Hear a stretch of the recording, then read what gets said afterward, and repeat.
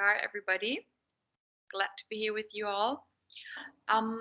So our current topic here is the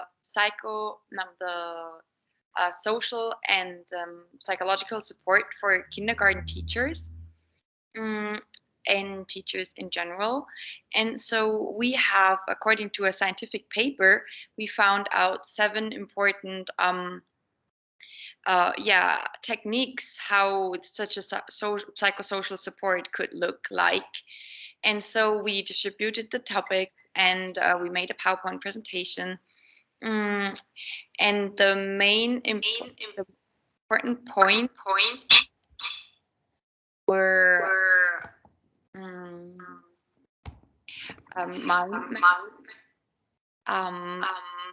and synthesis. I would need to my notes now to put them all. But so if you're not speaking, everybody, please mute your mic so we can avoid any kind of echo if you are using speakers. Go ahead, Sujata. And so after this dive in, we found also that storytelling is a very important technique that can help to transmit information, of course, but also to inspire and also to so it can be storytelling, for example, of your own life. We had a presentation on how to find the hero in the story of your life. It can also be the storytelling of a very spiritual person. This can also be inspiring for the pupils. And today we want to see how therapeutic storytelling, like what this actually is, and maybe how this can apply in the psychosocial support of teachers.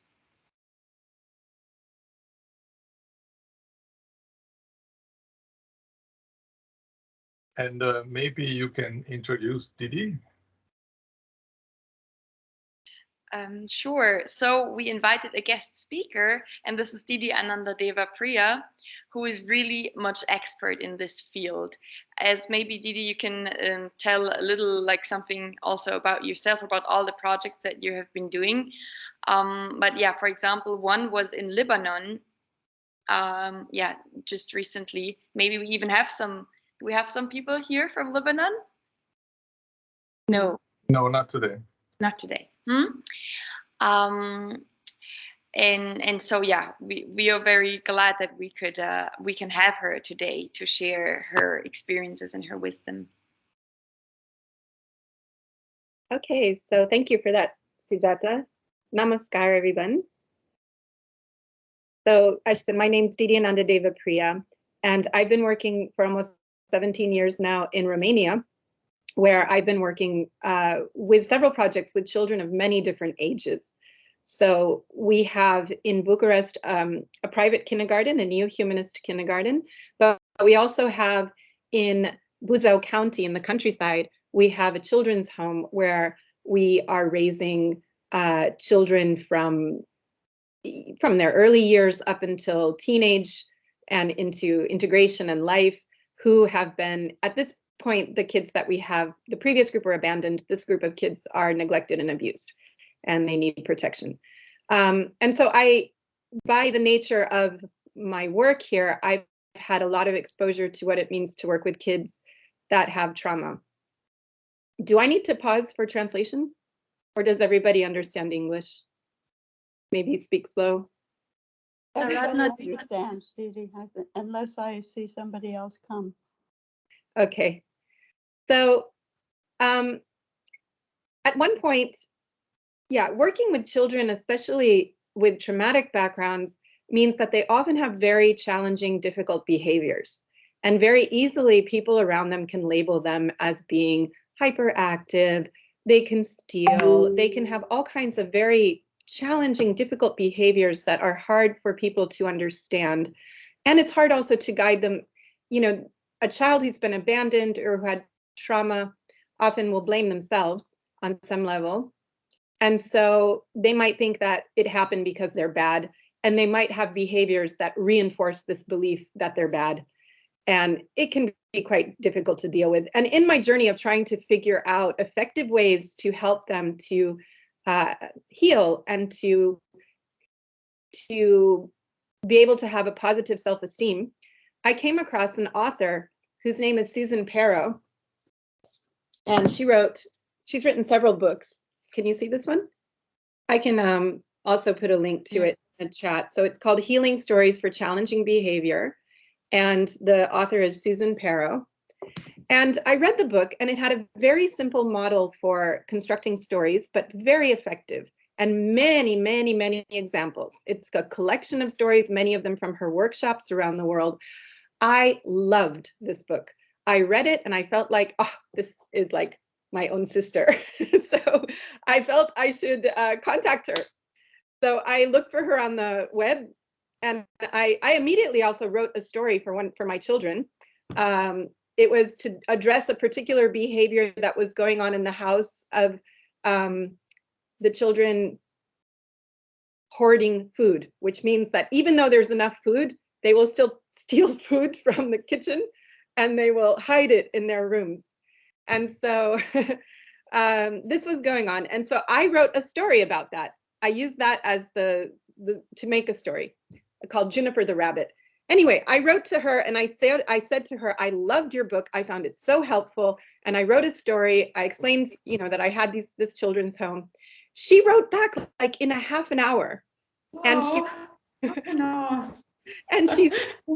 really quickly, like the same day, within a few, hours, something really quickly. And she wrote back and she said, I love the story. Can I publish it in my next book? Fantastic. Quite surprising. We have become good friends since then. She's published many of my stories in her collections. The most recent collection that she has is this one called Stories to Light the Night, which is a collection of grief and loss stories for children, families, and communities. And this one she published 3 or 4 of my stories that I wrote for Lebanon when I was going and supporting Lebanon. Besides that, I also was involved in a project here in Romania that was a diversity training project.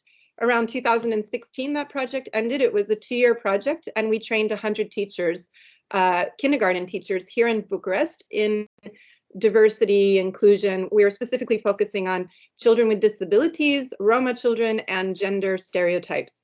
And so one of many tools that we taught to the teachers, one was like persona doll stories, a whole nother technique that I don't have time to go into. But one was this therapeutic storytelling technique, which I will introduce to you today. And I will tell you one of the stories from this book that I wrote. So I wrote several stories for this book as well. And I had an LFT that did marvelous, illustrations. So it was really nice.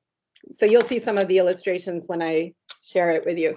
But yeah, we had about 10 stories that we published in that book, and we distributed to all the people who were participating in our program. And yeah, let's now go into it. So what I might plan to do today is to introduce to you a little bit, the role of stories in our lives and how stories can facilitate healing when there's been some kind of imbalance. It doesn't have to be major trauma like child abuse and, living through an earthquake or being a refugee. It can be also things that just simply like divorces, or children that have lost a grandparent, or children that simply are having very difficult behavior, like they're having a hard time separating from a parent.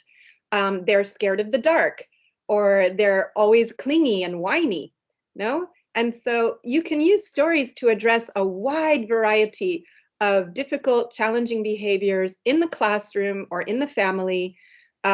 Stories are medicine. And indeed, traditional societies like Native American society, Aboriginal Australian society, and probably many others, have actually literally called stories medicine. Because what is a medicine? A medicine doesn't just mean something that you swallow, to make you feel better. It is anything that helps to facilitate your own process of healing, because it is not the external agent that heals you. It is a catalyzer, and it helps you to go through a process and come from a state of imbalance to reach a state of balance. So this is, stories can be extremely medicinal, nourishing. They transmit wisdom.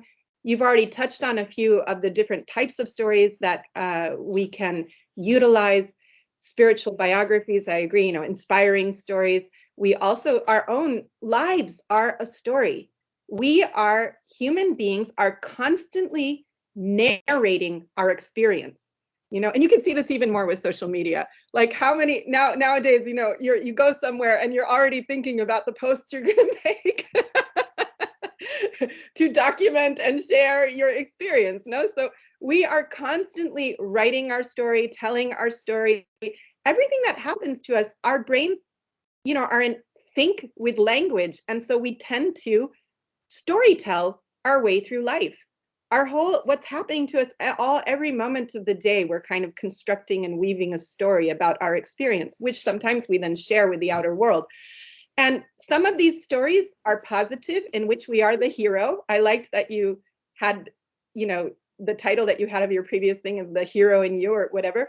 This idea is very good. Now, when you can write your story in such a way that it's a hero's journey, and whatever is happening, even if it's a big clash or something negative, you are seeing it as a heroic journey. No, but unfortunately, there's a lot of people who don't put themselves as a protagonist. They write a story in which they are a victim, or in which they are not in a powerful position. And so those types of stories can be toxic and demoralizing. And so the interesting things about stories is that, as you all know, even the same experience you've had, like even if you tell and recount an experience you've had, you never tell it the same way. And as you progress in life and have a different perspective, a story that at one point in your life you might have told as a kind of victim story, later in your life you might be able to tell it as the best thing that ever happened to you, because it enabled you to make a big change, right? So, you rewrite your stories. Stories are not written in stone. We are constant, like when we have something that happens, like spiritual progress happens in our lives, that's an amazing moment to rewrite your story. And we tend to do that. We tend to then get a new perspective, be able to rewrite our story, be able to see our story in a fresh and more inspiring way. Because, and the interesting thing about our human journey is the story's never over. So what's the tragedy? A tragedy is a story that you stop telling the story at the moment that the tragic event happens. But in real life, it's not like that, because the story's not over. Something terribly tragic can happen, but the life goes forward. And your whole life doesn't have to stay stuck in that one point. No, it can move forward. And so that's the thing about being able to rewrite your stories. It's so important, so empowering. And we are all the time looking to stories to get that kind of perspective. We watch movies, we read novels, and we see ourselves reflected in the characters. And that's why that's why sometimes you watch a movie and it moves you to tears. Yeah, because you empathize and it's somehow healing for you. Those tears are often kind of a cathartic experience, like when you're moved enough by a story to let it make you cry, something in you gets healed in that moment. Something in you is going through a process. You're identifying with the characters because you also feel your story reflected in the characters. So stories function as a mirror of our own experience, mirror in which we are experiencing our lives, not just directly, but we also experience ourselves reflected in stories, in themes, in characters. And through that reflection, just like a mirror, we cannot see our own face. Like right now, okay, well, if you're doing Zoom or whatever, there's a tiny little screen, you can see yourself. But basically, no, usually you can't see yourself talking. Like you only get a feeling of your energy reflected on the people you're talking to. You see their smiles or whatever. Or you look in a mirror and the mirror gives you that feedback and you're able to experience how you look. So stories are a type of magical mirror. We are looking to stories to actually discover ourselves. And there's a magic with metaphor because it's somehow a lot easier to empathize sometimes with a character than it is to empathize with ourselves. It can be much, much easier, especially for children. No, and so when the metaphor is, a metaphor shouldn't be too direct. You know, a metaphor goes through a sort of creative, it takes you into a different realm. It takes you into a different kosha, okay? From our spiritual point of view, you know, when you are using story and metaphor, you are entering into a different kosha of experience. You're not just staying on the sensorial experience or the intellectual experience even. You're going into Atimanas kosha, and that is a much deeper place. And when you are in that kosha, things can move and shift in a much deeper way than just through intellectual understanding. Stories also speak to you differently throughout your whole life. We can listen again and again to the same story. We can tell the same story again and again. It will have a different meaning every time that we tell it, every time that we hear it, because we are different. And so this is the magic of stories, no? They really are powerful. And they're powerful because they lift us up out of our normal linear intellectual way of thinking. And they bring us into that creative realm that actually is just, you know, a much thinner veil separating that realm from the spiritual realm. Yeah, so stories also are an incredible way to transmit spiritual and archetypical understanding. The metaphors that we use in stories can often resonate with archetypes, which are metaphors that transmit something very deep and universal and spiritual. So let me share my presentation. Okay, are you seeing it? Yes, Didi, we can see. Yes. Okay, so the idea of stories is that, you know, often our experience, what we experience in the world is just the tip of the iceberg.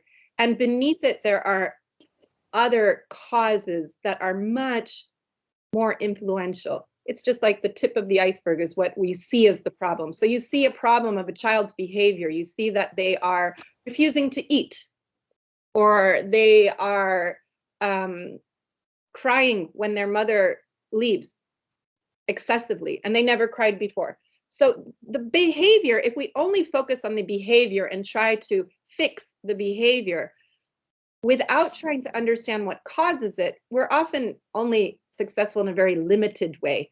If we can get to the root cause, we will be much more successful. This is coming from Subodh's causal layered analysis, which is part of future studies. And very interesting, because here also he talks about social problems you see happening in the world. The litany refers to, let's say, the headlines, what appears in the newspaper, what apparently is the problem. Underneath that, there are social causes, cultural causes. Deeper than that, there is worldview. But even deeper than that are the metaphors and myths. So the mythical layer, going into metaphor and myth, is the deepest layer of what then ultimately manifests as visible experiential behavior. And so if we can go to that layer, if we can touch that layer, we can help to influence behaviors in a much more deep and sustainable way than just if we address only the behavior itself. I like this quote: "A people are as healthy and confident as the stories they tell themselves. Sick storytellers can make nations sick. Without stories, we would go mad. Life would lose its moorings or orientation. Stories can conquer fear, you know. They can make the heart larger." This is from Ben Okri. We talked about how stories are a mirror. Okay, so there's 3 key elements, you know, to actually learn and practice and do a workshop on storytelling would be a bit beyond the scope of just the next half hour. But in the future, if we're interested, we could do something more in depth, and I could actually guide you through processes of composing stories. I did this in Lebanon just this past autumn, and it was very empowering for the participants because many of them don't consider themselves writers or creative, but they all came up with fantastic stories. And it took I think it was a 3-day workshop, but they came up with some very good results. So the first thing, these are 3 basic elements though. Metaphor, finding a metaphor that reflects the issue that you are trying to address. Journey. So there's going to be a journey that's going to go from the state of imbalance to the state of balance through metaphors. And then resolution, which means when it comes to the state of balance again. Metaphor is the seed. That is where we start. That's really where I think the first creative process happens, is you reflect on something that's actually happening, but you try to understand it on a deeper level and try to get a metaphor for it. So for example, a child that is whining and complaining all the time. Whining and complaining. Let's think, what would whining and complaining be like? What is it like? Maybe it's like the sound of whales. You know the sound of the whale song? It has a kind of whining sound to it. So indeed, one of Susan's stories is about a whining whale. Or, a hyperactive child. What does that remind me of? Maybe a wild pony. So like this, trying to think of metaphors that are similar to the behavior. It can be usually like animals or fairies, something magical. You want to get away from it just being literal. Here I'm going to show you a difference between what I consider a metaphor and versus being preachy. So I had given workshop to my teachers about metaphorical stories. And they were telling me about a story they'd made to encourage the children to wash their hands with soap. So the story was something along the lines of, there was a little girl and she didn't like washing her hands with soap. And so her hands were all dirty. And then, she got sick because her hands were dirty and she got a bacteria and she got sick. And then she realized that she should wash her hands. I was just like, oh no, that's not a metaphorical journey. That is thinly veiled teachers preaching to the kids what they should do. And it just doesn't work. I mean, it can work. Little kids are pretty receptive. So on some level, maybe you could say it would work, but it's not the same. It's not the same. Let me give you another example though. I thought about that. And then I thought about another example that would be more metaphorical to try and give them a contrast, like what we're really aiming for. Okay, so let's just think. What do we want them to do? We want them to wash their hands. We want them to be inspired to wash their hands. Now, children aren't thinking about getting sick and bacteria. It's a little bit abstract for them. That's not such a motivating factor. What would motivate kids to wash their hands? So I started thinking about soap, the nature of soap, and that it makes bubbles. And kids love bubbles and they like to play with bubbles. So I thought of a story in which the soap basically is saying, my favorite thing is to make bubbles, but I can't make them alone. I need water and somebody to rub their hands. And then when they rub their hands, it makes bubbles and I'm so happy, And so then, this idea that a child comes and gets their hands wet and then they take some soap and they rub and rub and rub and rub and it makes bubbles and the soap is so happy. So this you can imagine, in fact, it works a little bit too well, then the kids were like using too much soap and making too many bubbles. But it's a whole different thing, when you personify the bubbles and the soap and talk about how, make it something joyful, something blissful. It's not then preaching to the kids. So this is the magic of metaphor. It's not about being preachy. That's not a story just to say, and then the girl just realized that she should do the right behavior. Like, oh, there was a little boy and he was mean to his to the other kids and he hit them and they cried, and then he was all alone and had no friends, and then he realized he should be good. This is not a story. That's not a story. Okay, so you really don't make that kind of story, because that's not really what we're talking about. So yes, we want a journey to go from balance to imbalance, but we need to, you know, those stories, what's wrong with them? They don't really lift you out of the normal consciousness. They're still on an intellectual level. They're not lifting you into the magic of metaphor. When you hit that magic of metaphor, you know it has a qualitative difference. So yeah, we need to go on this journey from imbalance to balance to the desired behavior, and we're going to do that through metaphor. So an interesting component of writing any type of story is that only problems are interesting.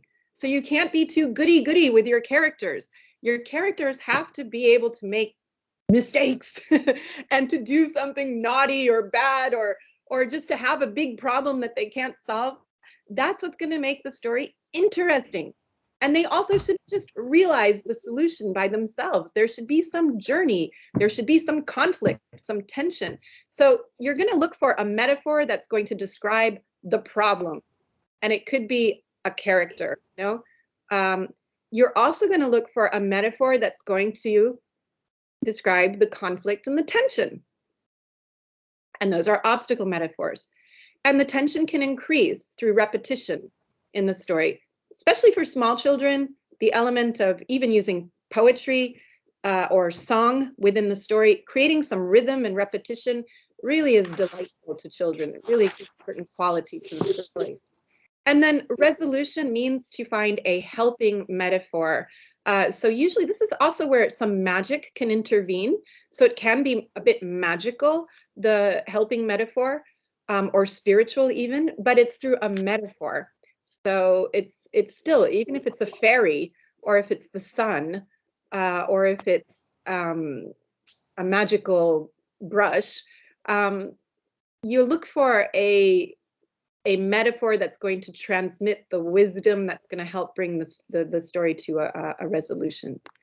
So the resolution is the pathway back to balance. You don't need to give the whole moral of the story. Trust the magic of the story. I think there's an expression in English like, you know, sometimes they put a boot under your seat to kick you to make sure that you get the point of the story. You don't want to do that. Don't mistrust the intelligence of the children. After you conclude a good story, you do not need to tell them, and what do you think, you know, was the right thing to do, or what was the moral of the story type of thing. No, let the magic of the story sit and settle and do its thing in silence inside of the child. Don't overdo it here, because then it goes back. You take them out of that nice realm of the metaphor and you bring them back into the intellect. And I think you a bit destroy some of the effect of the story and some of the magic of the story when you do that. Because the thing is that, especially with delicate situations where there's really, or trauma, using a story as a metaphor, you are not pointing the finger. You're giving them the dignity of being able to absorb as much as they can in that moment. And they might need to hear the story many times to be able to come comfortable with it and to be able to absorb some of the messages from it. But you don't want to, it's like the butterfly coming out of the chrysalis, out of the cocoon. You don't want to force it out. You want to let it out at its own speed. So the children or the listeners have their own process, and you need to respect that. So don't overdo it by like trying to tell them what the story was supposed to mean and what they're supposed to think. Also, because 2, 3, 4 people listening to the same story will not have the same lesson from it. You know, I mean, I've told stories and been surprised to hear that people got a completely different meaning out of it than the one that I thought I was trying to transmit. So I'm now going to give you an example of one of the stories that I wrote for the project with the illustrated book. And this one, well, let me just tell you the story.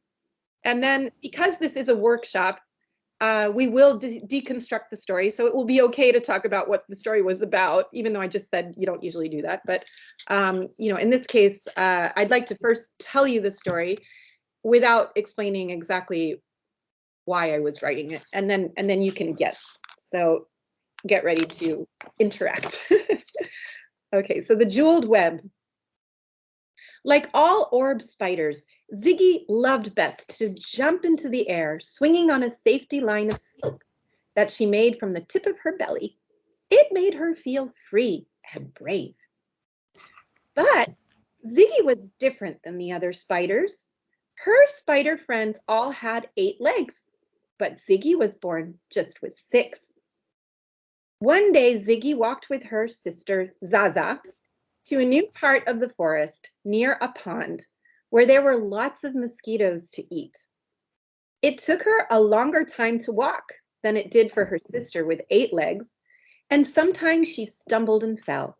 But she didn't mind because she was so excited to visit a new place. She'd never seen a pond before. Her sister waited for her and helped her when she fell.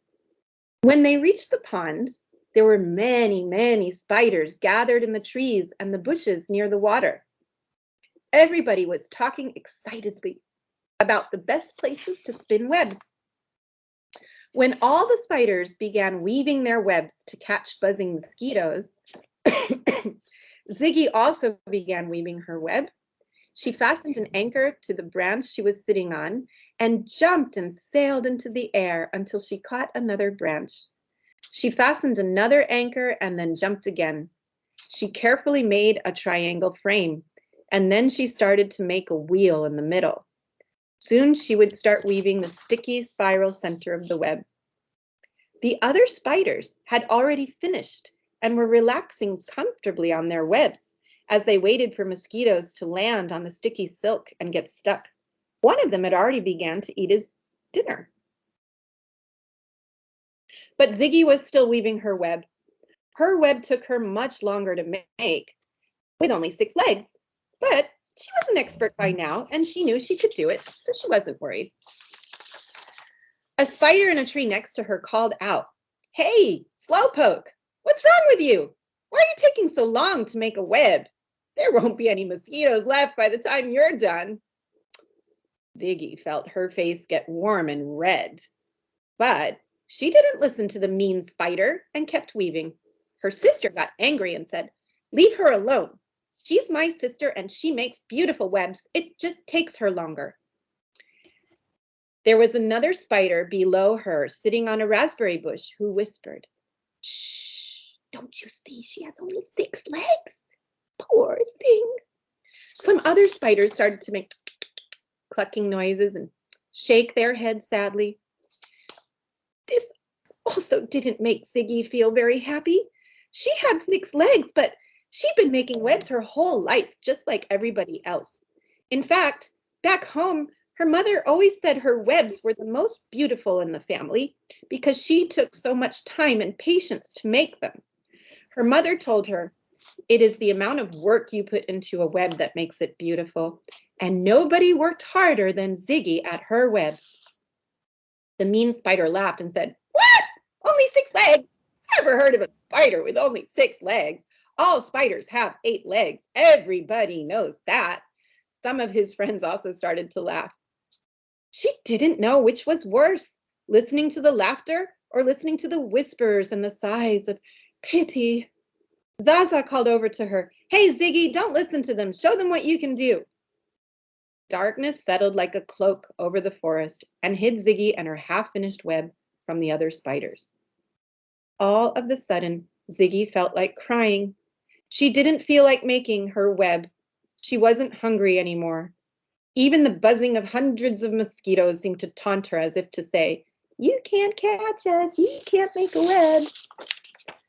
Spider tears rolled down her cheeks and got stuck to the web like little glass beads. The moon was rising, and still her web was only half done. All of a sudden, her whole web shook as the branch it was attached to bounced up and down in the air as 2 large taloned feet landed softly. A gray owl had settled on the branch, and his large yellow eyes continued to gaze steadily at little Ziggy. "Why, with what lovely jewels you have decorated your web! I've never seen anything quite so extraordinary." but it's getting late and you haven't finished. Aren't you hungry? Ziggy said, they're not jewels, they're just tears. I'm not hungry because I'm sad. Ooh, ooh, ooh, said the owl. Why would such a lovely little spider be sad? The spiders all think I can't make a web because I only have 6 legs. The owl peered more closely at her. Ah, indeed, you have 6 legs, but your lovely jeweled web, it's already half finished, so I can see that you know something about weaving. Ziggy felt a little better. Yeah, well, my mom says that my webs are the best in the family because I work so long on each one. The owl said, let's see then. Ziggy worked and worked while the owl watched patiently, sometimes letting out a long ooh, ooh, ooh, which made Ziggy feel brighter inside. Once she stumbled and the silks got all mixed up in her long 6 legs, but the owl watched patiently and simply said, you're almost done, just a little more. I can't wait to see it finished. When the moon reached above the treetops, the moonbeams reflected on a lovely spiral web decorated with a few special shining beads. The mysterious owl, who had never introduced himself, smiled with appreciation, and Ziggy felt herself glow with satisfaction. The branch bounced again, and the web also bounced up and down, shimmering in the moonlight, as the owl jumped from the branch, spreading its great wings as it flew into the night sky towards the stars. Okay, so let's just take this story and go back to the 3 elements: metaphor, journey, and resolution. And first of all, am I still sharing? No, I stopped sharing, right? Okay, Yes. so you can either say or write in the chat, what, first of all, what do you think was the problem? Only problems are interesting, so we start with a problem. What was the problem that this story is addressing? Handicap. Okay. Physical handicap. And in what way? Is the handicap a problem? Being different from the others. Okay. But is the problem the fact that the person is different? What was actually the problem? So people are different, but what was the actual problem happening in the story? She knew how to make webs. She knew how to There was some social exclusion. exclusion, right? So there was some discrimination happening. There was some Bullying. She bullying, was bullied. but even some of them were pitying her. No? Mhm. So in different ways, she was experiencing unhelpful behavior as a person that has a difference, as a person that has a disability, or a spider that has a disability. Ziggy was experiencing attitudes from those around her that were not helpful, right? So Yeah. the journey is about facing unhelpful attitudes, right? And going from the state of being discouraged and demoralized by unhelpful attitudes to, you could say in this case, receiving more appropriate support and being able to be encouraged to do things that she can do. So there were many things there were actually many layers to why I wrote this story. This story would be supportive to a child that themselves has a disability, but it would be even better for the rest of the group. So this was written to be supportive and to be empathetic with the position of people with disabilities, because my experience of people with disabilities is that they don't want your pity. They don't want your pity. They want your respect, because they feel that they can do everything we can do, but it just takes them longer. So I brought it, I've worked with people with that are blind, people that have hearing disabilities, and they talk about, like, the blind person, when she came and we had a discussion with the kids also. And it's like things you just don't even think about, like, how do you choose what you're going to wear when you can't see what you're going to wear? How do you choose clothes that look nice together? So that you're not dressing yourself in a way that looks terrible, because you want to look nice. You want to also, even though you can't see it, you want to look nice. So you have to have a friend that comes and puts your clothes once a week in outfits, on a hanger. So the pants and the shirt and everything all together, so that so like this, the many solutions that they have to come up with in order to be able to function as independently as possible, but to, function well in society. So many things we would not even think about or consider.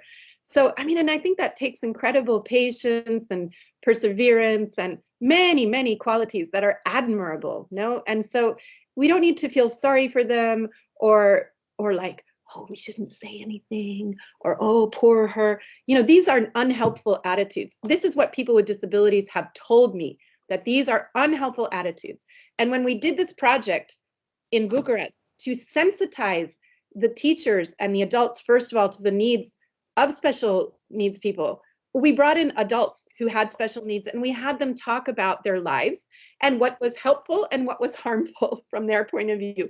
So this was also based on these real life experiences with a variety of people with disabilities, a variety, physical, mental, visual, hearing disabilities, but always the same message came through. We don't like to be pitied, and we don't like to be excluded or teased.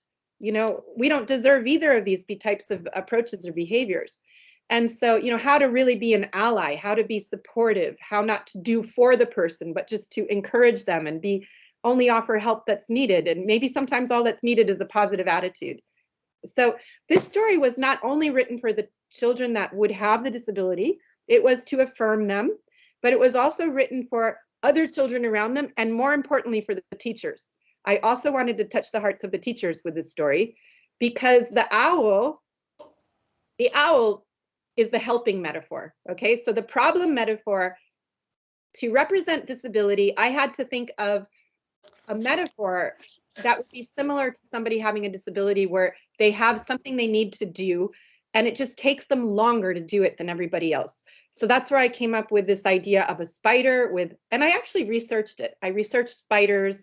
I researched, are there spiders with less legs? There are.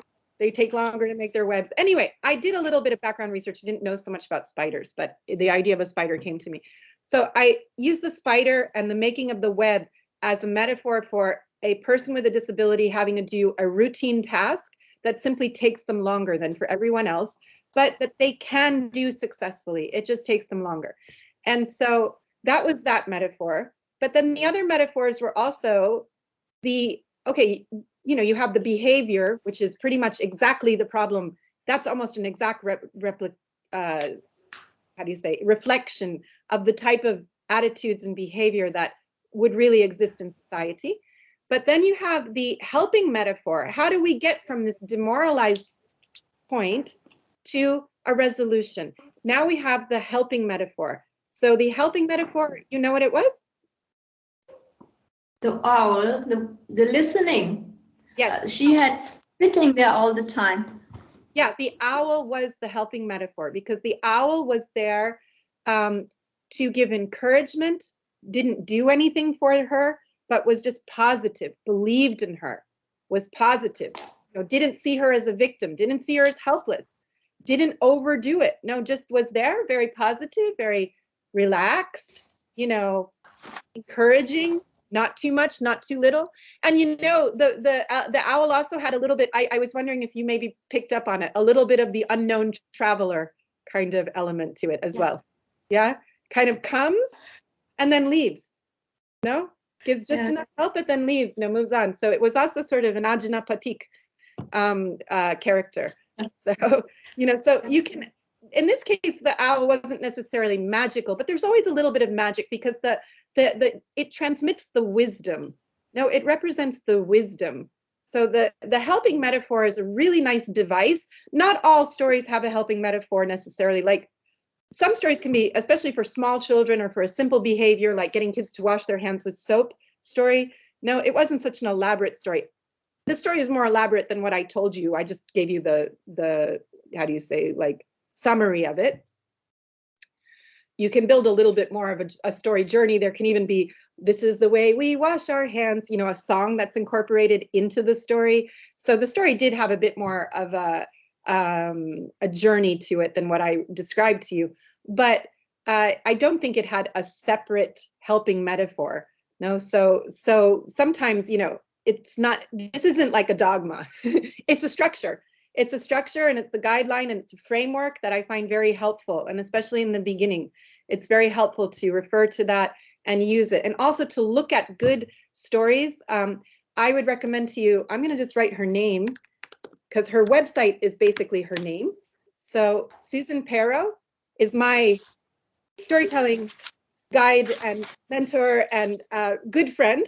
So we've remained in contact ever since she published that first story. Whenever I am going to go and do some disaster relief, for example, or I have some complicated situation with the children, something I want to adjust through stories, I'll often ask her, or if she already has a story like that I can adapt, or if I write a story, she'll give me some feedback on it.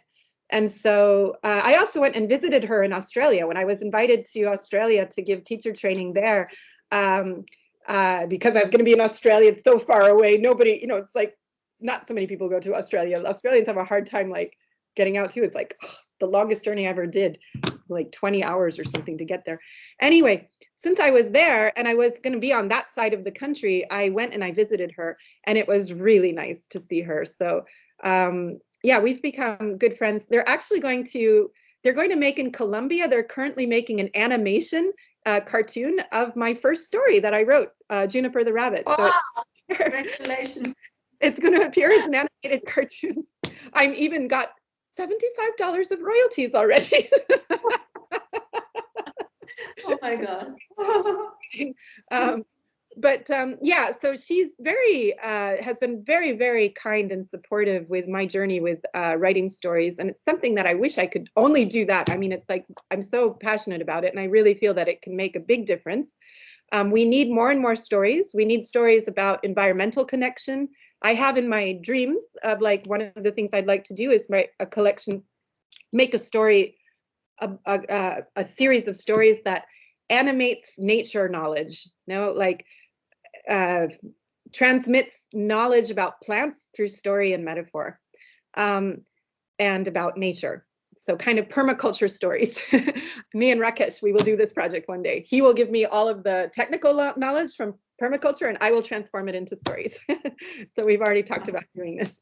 So yeah, and in fact, in the Permaculture for Children project that I did, one of the main contributions that I brought into that project was that, you know, they just kind of were focused on outdoor classrooms and like, let's do, you know, nature education. But I was like, we need to do more than that. We need to awaken the love for nature because you protect what you love. And so if you're successful at really creating love for nature, then the rest will follow, you know, but in order to do that, we need to bring the heart into it. So I was always the one talking about love.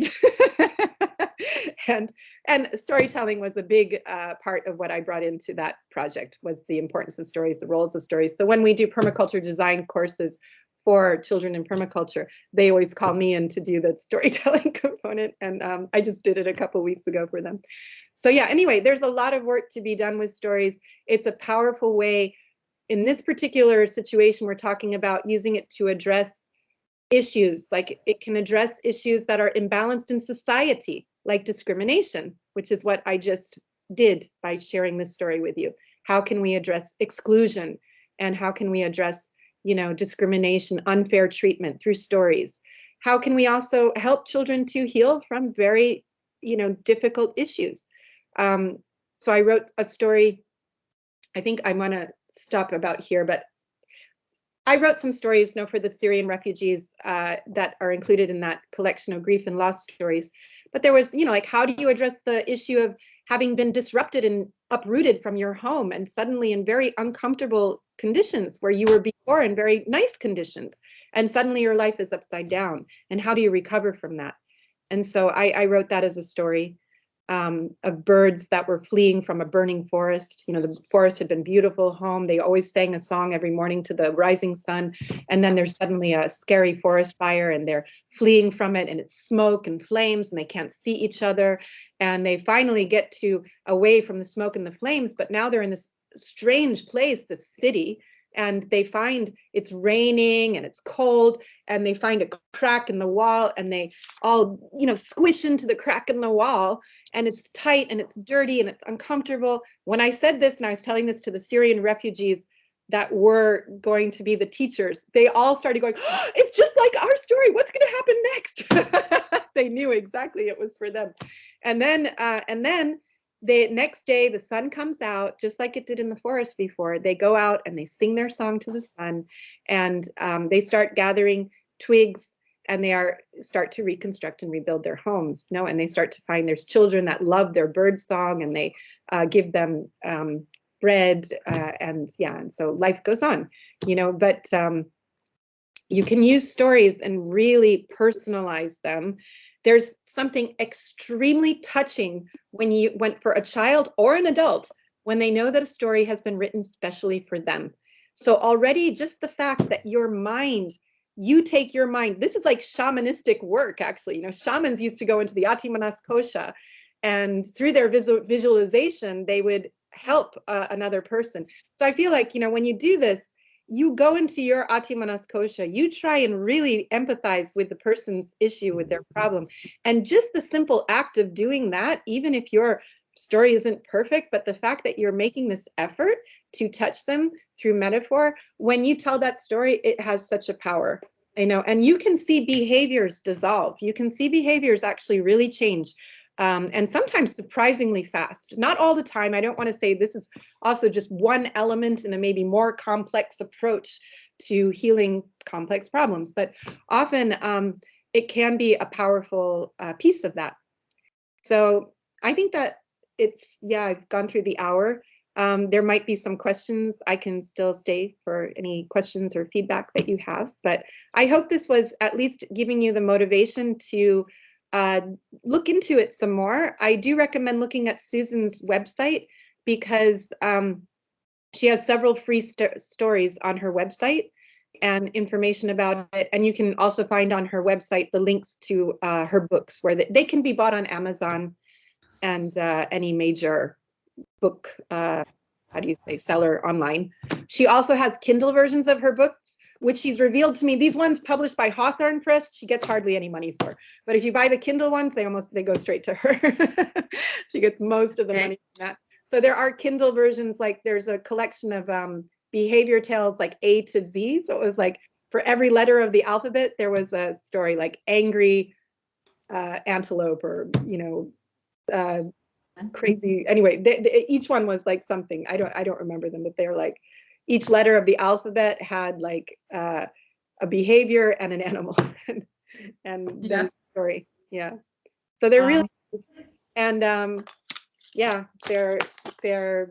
I learned so much from them and have gotten so much value in my work with the children in the kindergarten, with children with traumatic backgrounds. So, you know, with kids with not so much trauma in their life, but going through normal transitions and issues of childhood, to kids that have severe traumatic issues in their life. And I've seen it work well in all of these situations. Wow. Fantastic. Oh. And the books are on Amazon, you saying? Yeah, they're on Amazon.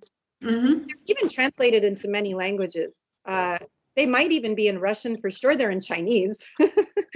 I know that she does a lot of stuff in China. They're in some there might be in African languages because she's traveled and done workshops there as well. So yeah, you'll find many languages of. I don't know if they're in German. Might be, but look for it. Look for it on both on the English site, but also and see if there's a local language available, because I'm not even aware of how many languages they are translated into. Can you say the website, Didi? Sorry? The name of the website? I don't remember exactly, but it's Susan Perro. If you just type in her name into Google, it'll come up because the website. Yes. Let me see. Okay. Myself. See if I find it. Mm-hmm. Susan Perro. Can we invite you for 3 more times to lead us to do our own stories? Yeah, sure. I'm Ananda Chaitanya. Namaskar, Didi. Namaskar. 1 second, I can't see you. Hold on. Where are you? Ah, RM Moscow. there it is. It's susanperro.com, actually, her website. Oh, thank you, Dada. I see you also found it.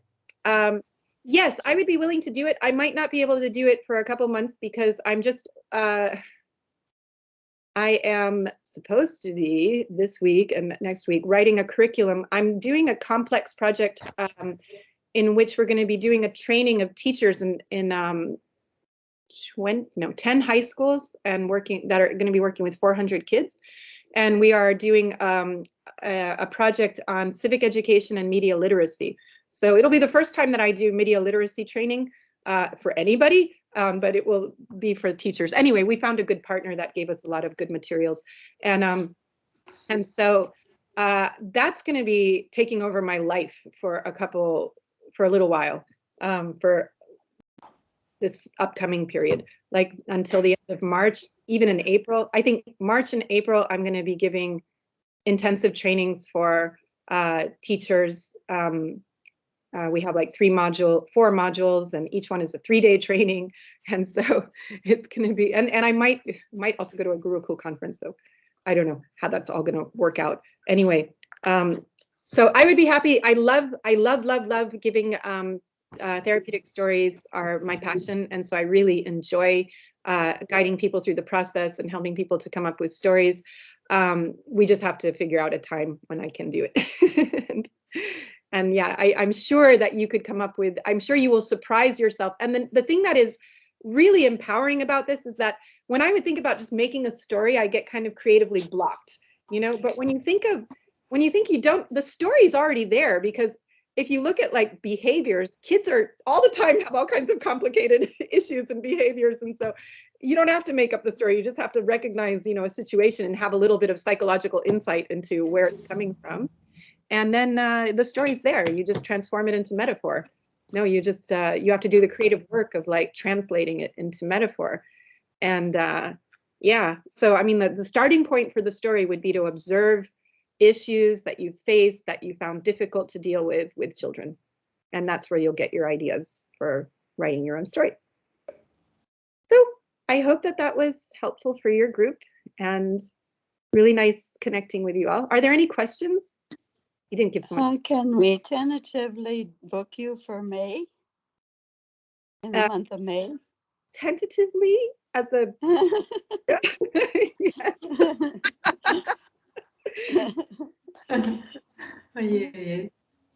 Didi, really, thank you so much. That was so refreshing, inspiring. I don't really know what was more inspiring, the way how you were telling us, presenting us, or the content, because so I really feel so sorry that we were so few people, because I feel it was not it was not honorable enough for all the contents that you shared with us. So I'm glad that we first of all made a video, so we can probably share, and for the possible follow-up, because I think I would be, and maybe we all are, so inspired to learn really to how to do that storytelling ourselves. I would definitely make much more advertisement so that we would have a good number of people here joining. And then I just had one question. You mentioned those archetypes, and I would be interested what's behind that. Well, I mean, like, for example, the owl was kind of touching onto an archetype of a wise mentor, of a guru kind of archetype, right? So archetypes are like just hooking into deeper, like often light in some way will represent spirituality or will represent God.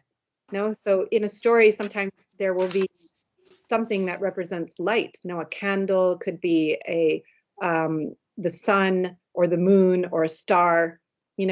So these often will hook into deeper cultural kind of like metaphors that conjure up a whole idea of God. as like a guiding light, illumination and things like this. So that's what archetypes are. They're metaphors, but they're metaphors that hook into much deeper, like, much deeper, speak to us on many more levels. Does that make sense? Yeah. The idea of archetype, you could go into more deeply by looking at Carl Jung. Because Carl Jung and his whole approach to psychotherapy was very much looking at metaphor and the role of metaphor. Sorry, not just metaphor, archetypes. Thank you. Yeah. That was the very short version of an answer to a very complex question, actually.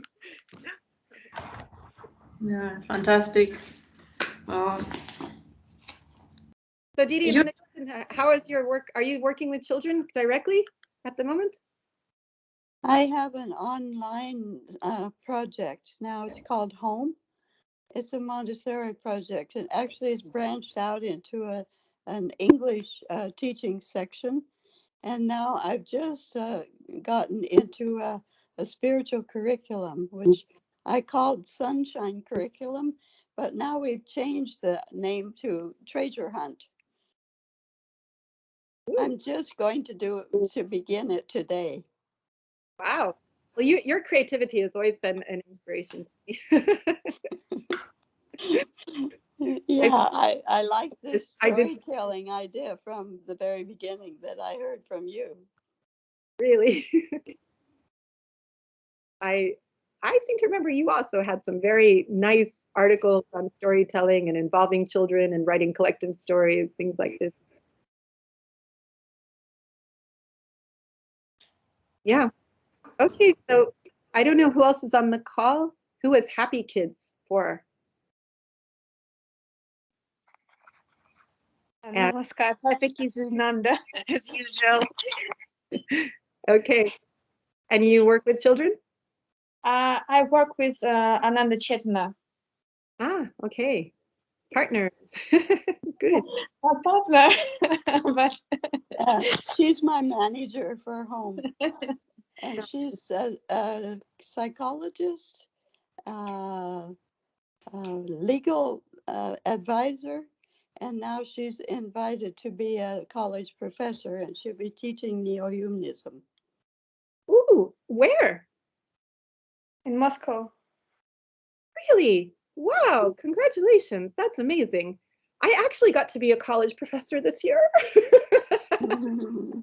but for our own NHE college, and I gave a course on neo-humanist philosophy.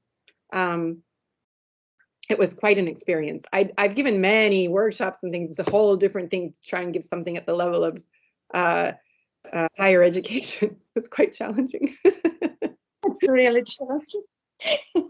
But I recommend that you also look into the NHE college because, yeah, that's where they have people who are also university professors and teaching neo-humanism at university level and standard. And I recommend that you look into that. Didi Ananda Devapriya, maybe you're aware of it. I think you're on the NHE forum. I think they've shared the links to that before. NHCA. I have to get connected. I've lost that connection. It's new. I mean, it only was launched in November, and NHCA. Let me see, because they have a weird website. It doesn't come. They didn't SEO it well. It's like hard to find it on the web. Hold on, I'll look for it and I'll put it in the chat.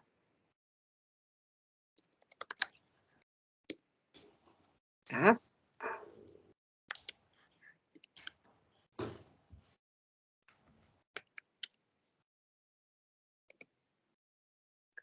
Here it is, nhcagurukul.edu. Thanks. Oh, Dada, you are so much faster than I am at everything. I'm hosting the site as one of my clients. I see. Oh, there we go. So, okay. So yeah, you can look at, unfortunately, the current session is closed, like they're doing a 2-year cycle, but you should find out about it. There might be some classes that are open to everybody, like there's the 2-year cycle of the whole degree, which started in November, and I think it was just for a closed cohort of people. But you should look into it and connect with our team, because maybe you can be part of our teaching team too. Okay, We need thank more, you. we need more people that are able to teach higher education level. I'm the only one that's not a professor. Everybody else is actually a real professor. I'm not.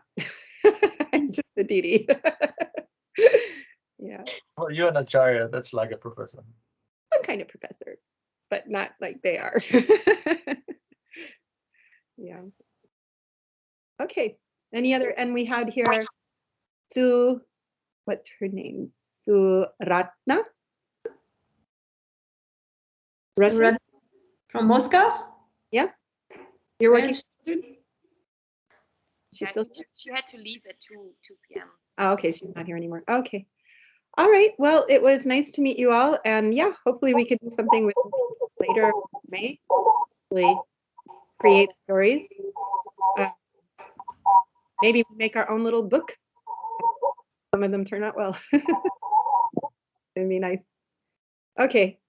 Thank you so much. Have a good afternoon. Namaskar. Thank you, Didi. So great.